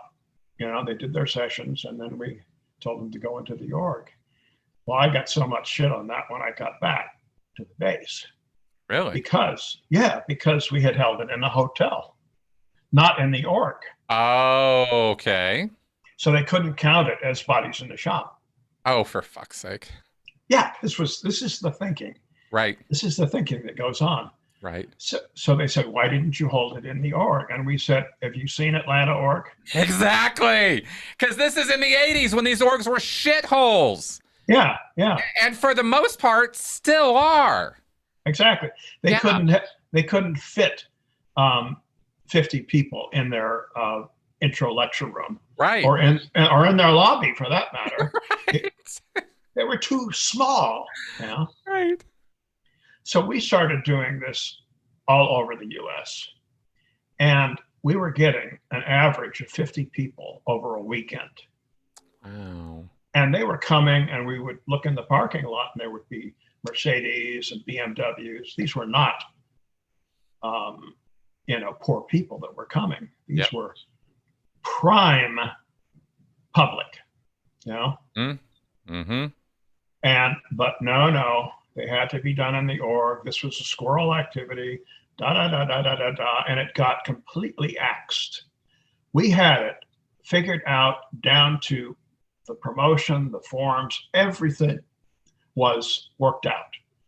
It was a turnkey operation. Anybody could have done it. Mm-hmm. It was just send out this exact flyer to this list, And then they'll come in and you go 1, 2, 3, 4, lecture, video, co-auditing, boom, boom, boom, boom, boom. And then you sign them up to go into the org. That got quashed so fast by management. Wow. It was all worked out. We had worked it all out. It could have just gone like gangbusters. It's almost impossible to believe. Except, of course, I believe every word of it because I've lived it. So I totally get what you're talking about. And it's hard to describe. You know, we talk here, I mean, really, the theme of our talk so far has been, you know, the Scientologists are smart people. And yet here we see how smart people can act in the stupidest ways because you wall in their intelligence around certain fixed ideas, certain ways that things have to be. And and as Hubbard himself said, when you're violating basic laws, you know, and marketing and promo have laws. There are rules, you know, then these rules exist for a reason. Yeah. So and interestingly enough, Hubbard always said to study log advertising and marketing texts. That's right. And he said these people need to study these textbooks about marketing and advertising. So we did. You know, that was enforced. That was our study time. We had to study, and I was learning all of this stuff. And then I would try to apply it, and they would go, "That's not per policy." Exactly. I'd say, "Listen, LRH said to study these books. Here it is in the book. So fuck off." You know. That's right, and that's how you had to get your job done. But eventually, you know, the top of the organization is mad, is quite mad. And so it's kind of like the Alice in Wonderland, which is, of course, a hilarious analogy because Alice in Wonderland is the primary text of, you know, their communications classes. They're reading, you know, we all read it, practically memorized that book in doing all the communications drills of Scientology. And yet the kind of lines that occur in that book are a daily occurrence in Scientology. The Mad Hatter is ruling the land. Yeah, exactly. You know, so I experienced firsthand that you can have a really, really successful marketing campaign and it always gets stopped. The Dianetics campaign was stopped cold, dead in 1990. You can take a long-term graph of Scientology, and I wish I had thought to print out those graphs before I left. You know? But you can mark a red line in 1991, like summer 1991, just after the campaign was canceled, and the stats just go, and they were still going down when I left. Wow. And do you know how funny this is in retrospect? Because if we tie that into the fact that 2 years later, Scientology got official IRS recognition and the war was over, which was huge. I mean, on any metric, that was a big deal. Yeah. And to think that had they continued those campaigns, the Dianetics campaign, then they would have had this broad grassroots public level acceptance of Dianetics, which would have led to a very easy flip to acceptance of Scientology. Yeah. And they could have used the 93 win as a whole nother reason to have another marketing campaign of look at how legit we are. Right? Look at how legit we are. Like this, the government acknowledges we are legit. We're a religion. We want you on board. Come on, you know, and use 90s marketing buttons to get that demographic. Sure. It seems to me that not only, I mean, this is a subtlety at this point, but it's because they don't understand or even attempt to think with the most basic of marketing 101, you know, points, as you have pointed out here. Yeah. But there is also an utter lack of recognition in the Scientology world, and Hubbard never really seemed to make it clear, except in a couple places which are very easy to ignore, that culture changes, that people change how they see things, and therefore what's acceptable and what's not. You know, he alludes to this in survey tech. But you show exactly how it gets stopped by people who can't or won't think outside the box because of the pressures of having to conform. If there is any You know, there's a thing called the Asch conformity experiment, which we study in psychology, which has to do with people in a room conforming to what other people are saying, even when what they're saying is wrong. And Yes, yes. and this is one of the most successfully replicated experiments in social psychology ever. It's a uniform thing. We find different results around the world depending on culture and language and gender and individuals, but we do find percentages of conformity. I would posit that in the world of Scientology, the Asch conformity experiment would be near 100%. Yes. Yeah. You know, that you're going to find people who are going to agree to and demand the most ridiculous untruth as truth because the social pressures are such that they must think that way. Yeah, yeah, exactly. You know, and I think you and I are having this conversation right now because we're not of that mold, or somehow something happened to us, probably more accurately, that broke us from that mold. Exactly. Yeah. And you asked earlier if I think David Miscavige is interested in expanding Scientology. Yeah, let's continue that. Yeah. Yeah, I mean, his only interest and the only interest of Ent management is what is the GI Thursday at 2:00. That's the only interest. And if you're not participating in that, they have no interest in what you're doing. Absolutely none. And I was able to fly under the radar because nobody was interested in what I was doing. So I could do whatever I wanted, you know? Exactly. And yet you were the one who was actually enabling a gross income boom for, you know, the next couple of years. Yeah, exactly. Right? Because the GI, gross income. We're talking about the money, right? And it's the money. And I always have to bring this up, and I never lead with it, and I always say I should. Let's all remember that at the bottom line, Scientology is a money-making scam. Yeah, totally. So it's all about money. Interesting that Miscavige had a code word for rich people. He called them dedicated. Dedicated. Interesting. Yeah. Dedicated Scientologists. Yeah, and there was a mailing list of 1,000 people that Miscavige referred to as the most dedicated Scientologists. It was all the people that fund everything that goes on. Right. The Craig Densons of the world, the Bob Duggans of the world, the whales is the ones as how we refer to them outside Scientology. Yeah, exactly. And every time there was, say, a release of a new tape series, the Regis would pre-sell them to this list of 1,000 people. Yeah. And then you'd get 1,000 sales or more. You know, you sell them, 2 sets, 3 sets, 4 sets, whatever. That's right. But you remember when he called Tom Cruise the most dedicated Scientologist I know? That's what he meant. Oh, wow. Interesting. Because I'll tell you, I mean, I'm sure you felt this way. I felt like it was a slap in the face to every Sea Org member. Every Sea Org member felt that way. Yeah. Every single one. We all looked around and went, what?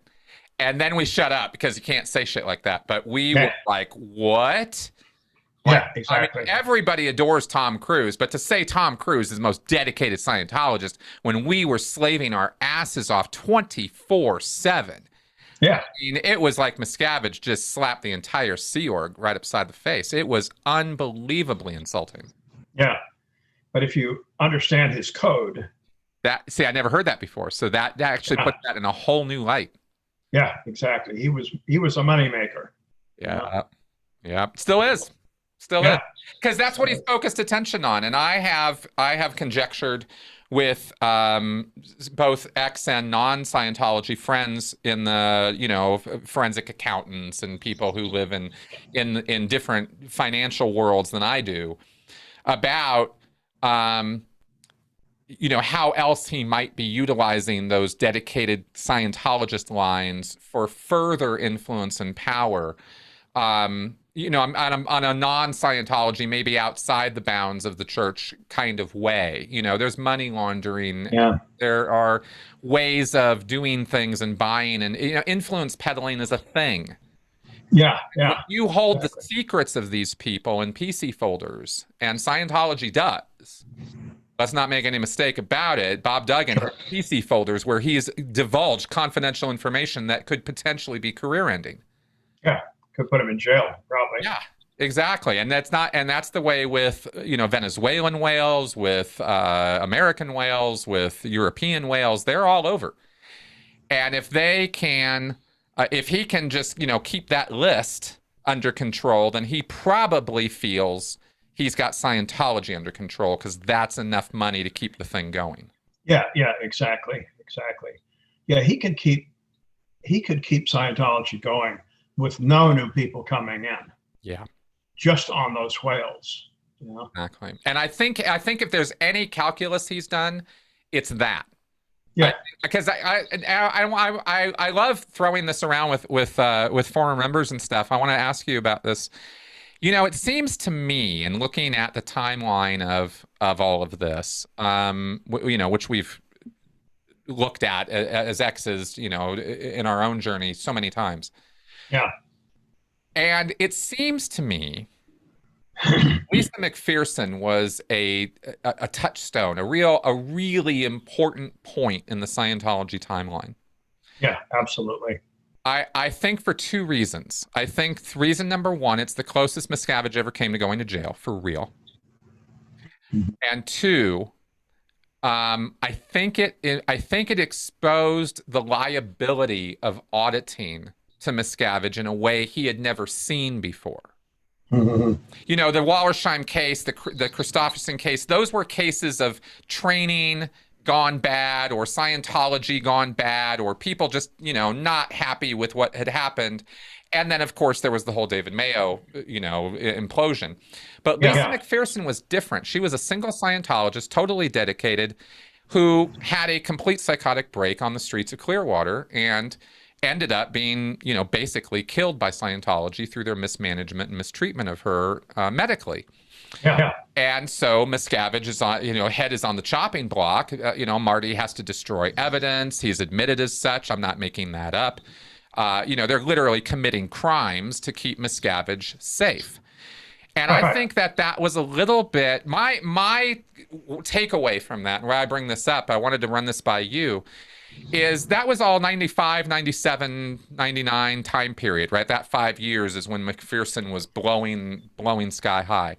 Yeah, After that, you see much less emphasis on selling and delivering auditing or even making auditors, because Golden Age of Tech from 97 was a total disaster, right? yeah, Or yeah, 96, yeah, sorry, yeah. 96. Total disaster. Slowed down the making of auditors internationally.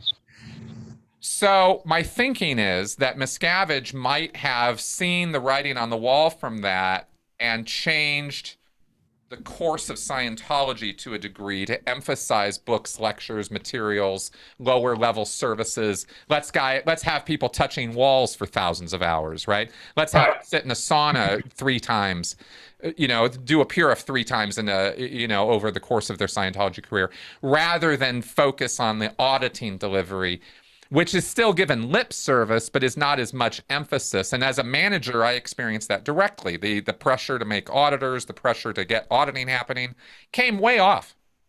Right.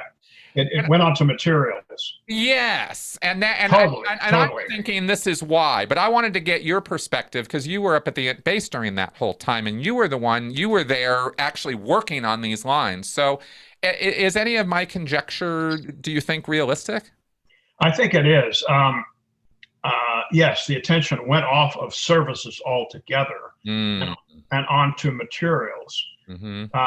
Because back in that time period, there were 5 or 6 events every year. Mm-hmm. And the big thing at every event was, what are we going to release? What lectures are we going to release? What books are we going to release? Yep. That was the entire conversation at int level. And then marketing was just going from event to the next event, to the next event, to the next event. That's all we did. Okay. Yep. And it had become that at that point. Yeah. And marketing was only doing materials. Okay, right. Because 5 years earlier, the Dianetics campaign got nixed. 1990, 91, right? So we come forward a little bit because then we got then the IRS recognition happens in 93. It's a whole new world for Scientology. Let's boom, boom, boom. Let's make auditors. In fact, there was an amnesty issued after the IRS win. It was Yeah. all about making auditors. Let's get 25 people in the TTC. That's when that became a thing. And I mean, at the ground level, that's what we were hearing and experiencing. Yeah. And then you come forward to, Miscavige writing an issue on can squeezes and sort of inserting himself on technical lines, which he had not done before up until then on a broad level. And then Golden Age of Tech happens 2 years later, and that is when the ship of Scientology really started sinking. Yeah. Yeah. It became almost impossible to become an auditor. Yeah, almost impossible. That's right. Years and years and years of work. Whereas when I was back in the day in Santa Barbara, we'd be pumping out auditors every week. And this isn't a tiny little podunk org. Santa Barbara was nothing. And we were making auditors all the time. Yeah. And then as a manager, I watched the auditors made statistic, which is basically like the doctors of Scientology. I mean, these are the practitioners. These are the people who are going to be making the money. Yeah. So I watched that graph hit goose eggs and just stay that way for like a year at a time across the continent, not just in one organization. Nobody was making auditors. So the emphasis on materials, kind of is what took over that. And Scientology's basically been running on that platform ever since. And a dedicated thing, I think that list is actually a very important thing that you shared there, because it tells me that he's really just kind of playing these two poles. Yeah. Work the dedicateds list, build it if he can, but materials. He's Yeah, more and more materials, and you have to buy a second set, a third set, and all of that craziness went on. Every staff member has to stay up until they sell a certain quota, and on and on. It just got more and more horrible, really, as time went on. Yeah, it really did. You keep your finger on the pulse of it still? To the degree that I can. There's very little information coming out. I think the last person I talked to who left the Int base was a couple of years ago. Yep. How are they? How did your conversation go as far as conditions and stuff there? She said, "Oh, it's gotten much worse," and I was like, "What? How could it get much worse?" Wow. Did she say how? Just more, more of the same. But she said it's gotten worse, and I was just like, I can't even conceive of how that would be. Right. Because between you and Mark Headley, we've heard about the food cards, the rationing cards, the systems that are in place to, the birthing cards, everything. Yeah. That's right. Yeah. You could literally end up. These are privileges that you have to earn, basically, at the end. Right. That you have to basically. You could lose your right to go to bed at night. Yeah. Well, you would have to sleep under your desk. Right. You would lose your right to go home. You would lose the little shoddy apartment that they allocated for you. You would lose that. You'd have to sleep outside on the lawn or under your desk or wherever you could find. And if you lost your food card, beans and rice. Yeah, exactly. This is the epitome of what a man named Robert J. Lifton's book is all about in terms of, these 8 points of control or 8 points of thought reform. How do you change people's minds? Well, you control environmental control. If you hold the power of sleep and food over people, you basically control their minds. Yeah, exactly. And we used to have a running gag, another one of our running gags, that there was an error card. Right. They're going to take away your error card. Yeah. Yeah, I could see that. I could totally see that. Well, where do you think, it seems to me that with this last year, the most effective thing Miscavige could think to possibly do is take the Sea Org, what's the word? Obsession with cleanliness. to the outside world and try to assist in cleaning places up, and that's about as much contribution as they've had over this last year while their orgs are all boarded up. To this day, we have orgs that are boarded up and apparently not very open to the public. Yeah, they're hurting. I'm sure they're hurting. I'm predicting some pretty big doom there. I mean, I'm not saying it's the end of the church, but this last year could not have been good for them. No, not at all. Yeah. Yeah, they weren't getting any new people in anyway. Right. Because of Leah's show and the internet and everything else. Their flow of new people coming in is pretty much choked off. So they're having to recycle their existing field over and over and over again, which is causing stress on that group. Yep. You know, like if you have to pay to go clear a third time, you know, you're going to start to go, what is wrong here? Something is wrong. That's right. And ever since they actually instituted that, and similar measures, this repeating business of you have to do the same things over and over again, they have been actively losing people. It's not, you know, I really want people to understand out there, again, on the theme of what we're talking about here, that you know, smart people are going to wake up. Yeah. That does happen, and it happens every day of the week in these groups. It's not a matter of you have a mind control thought reform situation that people can never break free of. There is always the possibility that somebody could snap out of it. It only takes an emotionally intense or impactful event for the person to start questioning what's going on around them and start reframing things from a different point of view, and suddenly everything's different. And that happens all the time. And it generally is, you know, impelled or started because the church does some abusive thing. Yeah, exactly. I'll tell you, I've talked to a lot of ex-int-based people, obviously. Mm-hmm. And I think everyone at the int base had a daydream about escaping, fantasized about escaping. Yep. I think every single staff member has that dream, you know, if I could just walk away from this place, you know. And yeah, and then all it takes is some inciting event and they're gone, you know. That's right. It's not easy to do. It's not an easy thing to do, but you get to the point where, I mean, I got to the point where it was like, if I spend one more day in this place, I'm just going to die. Yep. I cannot spend another day in this place. And then it was like, okay, what do I have to do to get out of here? You know, and I did the whole routing out drill, which is horrible, but I got out that way. You know? Yep. Yeah, me too.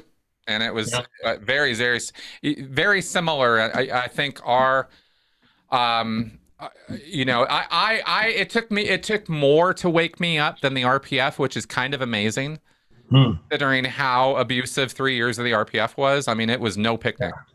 Oh yeah, yeah. You know, that was, but there were things that happened on the RPF that changed me in very significant ways that I could never unsee. I mean, it wasn't like it didn't do anything.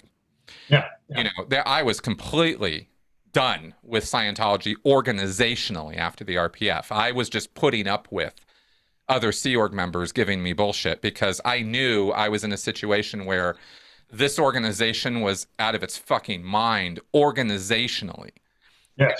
And I knew Miscavige did not know what the fuck he was doing. Yeah. But I reconciled it. I was desperately reconciling it with, yes, but ideal orgs are happening. And yes, we're expanding. And yes, things are getting bigger. And it was very fortuitous that about a year and a half after getting off the RPF, I was out again in those orgs, opening ideal orgs and seeing for myself that it's a lie. Yeah. And after about 4 or 5 org openings, it's undeniable. It should have been undeniable earlier than that, but I'm a slow learner, so that's what it took. But it was obvious that Miscavige's products that in my mind balanced out his horribleness and balanced out the organizational madness Mm. I thought, well, we're still growing and succeeding, so I've got to keep putting up with this because at the end of the day, I want everybody to get this technology. That's what I want. And I have to put up with this organization to do that. That was me after the RPF. But Yeah. after seeing the lie of the orgs and the fact that it was only and exclusively about the money, I was done. That was Yeah. my wake Yeah, up call. exactly. Yeah, so we all have, I guess the point being that we all have our breaking point, but I want to stress to everybody out there, no matter how desperate you think the situation is, no matter how enfolded or entrapped in a belief system you think somebody is, I'm telling you, there's always hope to get them out of it. There is. Well, people never thought that I would leave Right. because I was like, super dedicated Sea Org officer. It was just, bum, bum, bum, bum, bum. And, a lot of my friends were really shocked when I left. They were like, oh, we never thought you'd leave ever, Yep. So it happens, Exactly. And obviously this has everything to do with current events.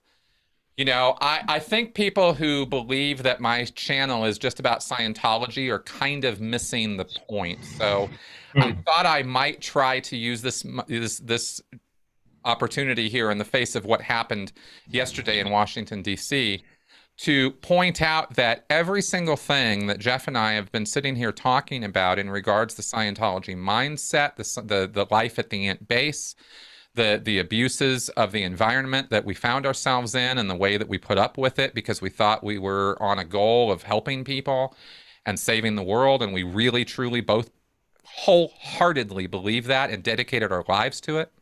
Yeah. This is not so different from what goes on in DC. Yeah. Yeah. Or in government circles, or in CEO, in corporation boardrooms, or in places in martial arts dojos, in Boy Scout troops. These things we're talking about, the mindset, the abusive behavior, the unthinking leadership that is only interested in itself and will do anything and everything to ensure it stays in power. All of this parallels in all these spheres. Yeah, it absolutely does. Yeah. And I just want to stress that Scientology is not some oddball, weird thing that you get to laugh at. I'm doing this so that we can educate everybody out there as to how nuts people can get and how there is a path back from that nuttiness. Yeah. Yeah.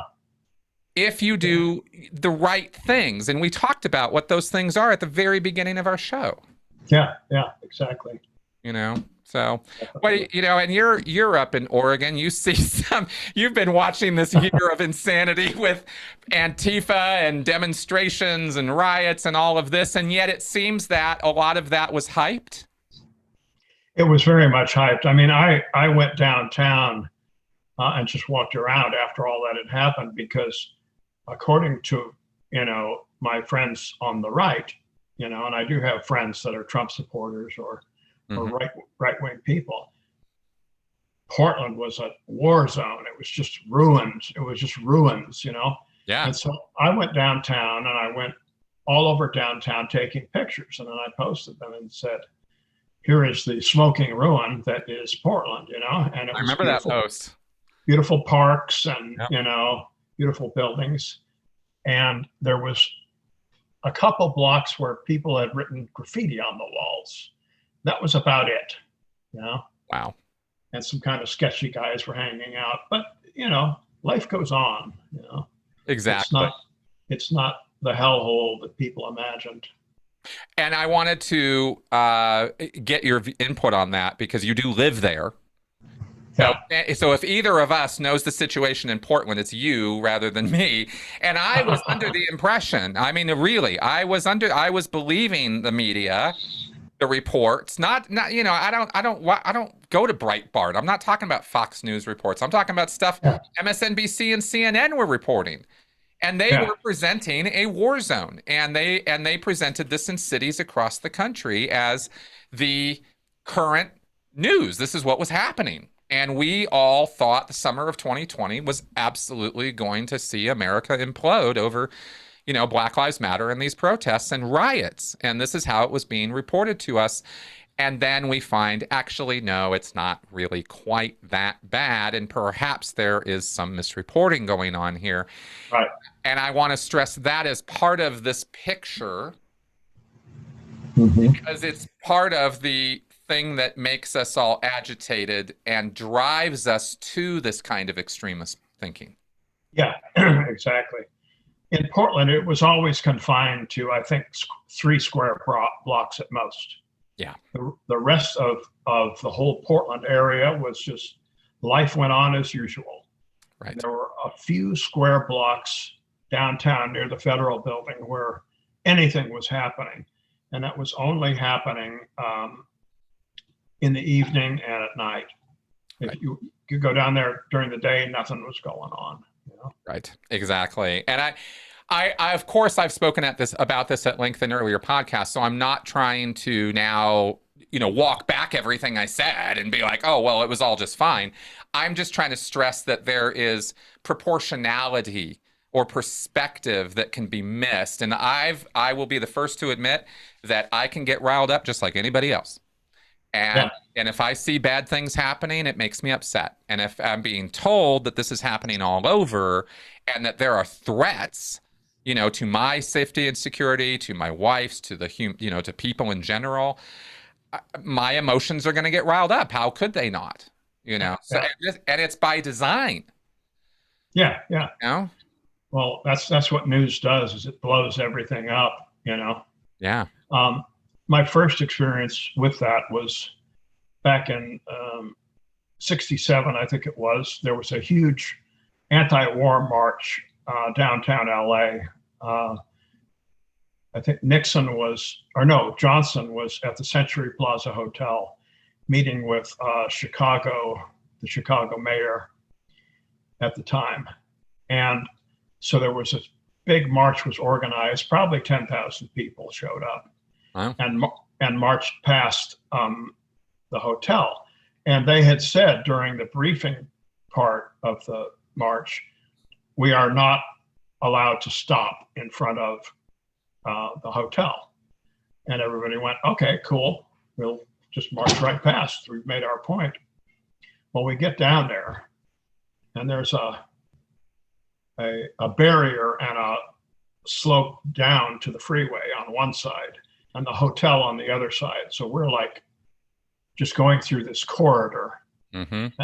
And there were a number of kids at the start of the march who sat down.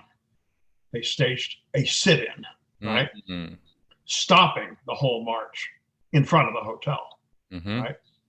And then somebody gave a signal and there were 5,000 LA cops there. 5,000. 5,000? Wow. And they descended on the crowd with their bully sticks out, and they started hitting, bam, bam, bam. And these were not a bunch of kids. These were adults, doctors, nurses, business people, children. And I saw a 12-year-old girl running back towards me, blood running down her face. And I was like, oh, this cannot be. And so we all ran back to the car, got in the car, turned on the radio, and there were live reports going.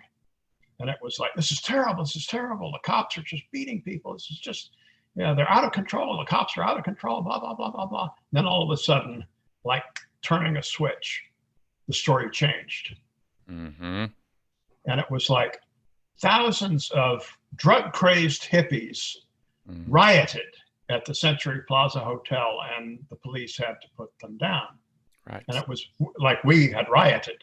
Mm-hmm. Well, we hadn't rioted. It was the cops that had rioted. And they had gone on the attack. And ever since then, I just take with a grain of salt the reports that come out of these things, because they're just trying to sell papers or get eyeballs on their newscasts. That's all they're trying to do. So the more blood and gore and chaos they can generate, the better for them. Like, I'm sure that the attack on the Capitol building, it was bad. But, the news reports, they take all the most violent segments and just run them as a collage. That's right. That's right. And I'm sure it was just mostly people just standing around with their thumbs up their asses and going, well, what do we do now? What do we do now? As generally people in groups tend to do. Yeah. Again, it's you don't have to believe all the rhetoric. I mean, people are people, and they tend to be rather timid, and they tend to be rather, even when they're out protesting, they're not, okay, let's, it's not everybody who's like, let's go break all the windows and tear down all the buildings and stuff. Those are agitators. Those are a different brand of person. Well, we found out later that the kids that had stopped and sat down, yeah, they were SDS, Students for Democratic Society. Mm-hmm. And their meetings had been infiltrated by government people and by the security people of the hotel. And the agents that were coming in were the ones pushing this. Let's stop the march in front of the hotel. Let's stop the march in front of the hotel. That's the betrayal of trust. That's the betrayal of public trust.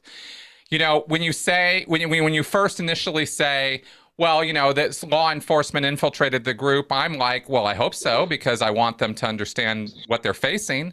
But they become the instigators now,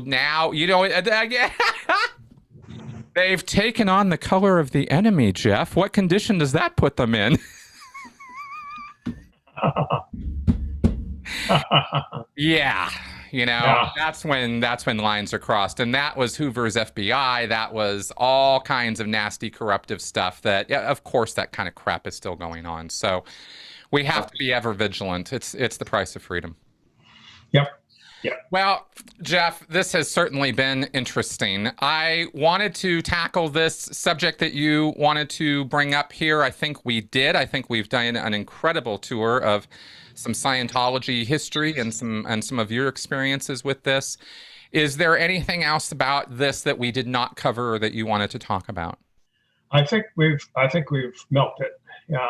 Awesome. Well, I think it was a great conversation, and I want to thank you very much, because I love talking to you. I really consider you a friend, and I think that that you've got amazing things to say. Well, thank you very much. I mean, I really enjoy your podcast. I am honored to be on it. So awesome. And anytime you want to chat, Absolutely. We will definitely do this again. It's been too infrequent, I think. Now, is there any way, if somebody wants to reach out to you, do you want to put up how the folks should reach you? There is an email that I can send you. Yeah, I'll put it in the description section. Yeah, and people can reach me that way. It's one that I've kind of left dedicated to Scientology feedback. Great. And I get messages on that, a couple times a week, quite often, of people who have left Scientology, or they want to get a loved one out of Scientology, or they've just read my book, or whatever, Perfect. Great. Okay. Well, folks, you can find that in the description section here on YouTube or at sensiblyspeaking.com. And I hope that you all take some of this to heart. We're not trying to come at this from we know best and we know everything there is to know about all this, but we have experiences that a lot of you don't. And all we're trying to do is share and be thankful for that. Exactly. Hopefully we can keep it that way. So that's what we're trying to do here. So thank you very much for coming around and listening to us Babylon here. We really do appreciate it. And if you find the channel and my work here informative, educational, and entertaining, then consider joining me on Patreon or supporting me through PayPal, because that's what keeps the lights on and the show going, folks. All right. See you next week. Bye-bye.